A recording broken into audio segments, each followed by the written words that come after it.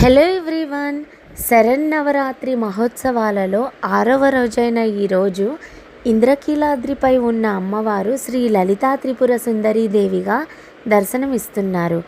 అమ్మవారు శ్రీచక్ర అధిష్టాన శక్తిగా, పంచదశాక్షరిగా, మహామంత్రాది దేవతగా వేంచేసి తనను కొలిచే భక్తులను, ఉపవాసకులను అనుగ్రహిస్తున్నారు.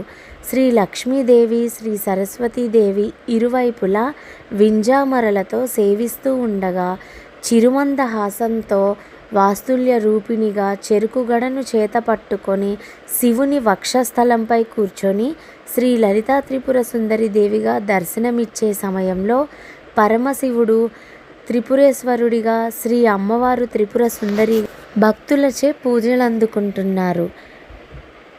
జగన్మాత కనకదుర్గమ్మ శ్రీ లలితా త్రిపుర సుందరిగా దర్శనమిస్తుంది. కుడివైపున లక్ష్మీదేవి, ఎడమవైపున సరస్వతీదేవి సేవలు చేస్తుండగా చెరుకుగడ, విల్లు, పాశాంకుశలను ధరించి ఎరుపు, నీలం రంగు చీరలో దర్శనమిస్తున్నారు. ఈ రోజున అమ్మవారికి రాజభోగం పేరుతో పాయసాన్నం, చక్రాన్నం, పూర్ణాలు, అల్లం గారెలు ఇలా 10 రకాల నైవేద్యాలను సమర్పిస్తారు.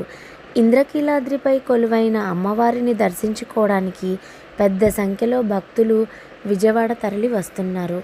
అండ్ ఈరోజు మేము ఎర్లీ మార్నింగే దర్శనం అయితే కంప్లీట్ చేసేసుకున్నాము. చాలా క్రౌడ్ ఉన్నారు. ఇంత పొద్దున్నే కూడా దర్శనం మాత్రం చాలా మంచిగా అయింది. శివాలయం కూడా వెళ్ళొచ్చాము. ఈరోజు డైలీ కుదరట్లేదు, ఈరోజు మాత్రం వెళ్ళాము. వర్షం కూడా పడుతుంది.